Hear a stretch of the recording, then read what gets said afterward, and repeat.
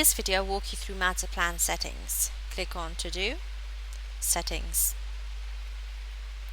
So the phase label, this is how the term phase will appear within the TimeSolve app. You can view the term so it's specific to your business type. The options we have here are job, phase, segment, or stage. And then we have the plan task to do label. The options for that are plan task, item, plan activity, or action item. And then we have the milestone label. The milestone, occurrence, event, or deliverable terminology are what are customizable. And then we have automatic plan task assignment checkbox.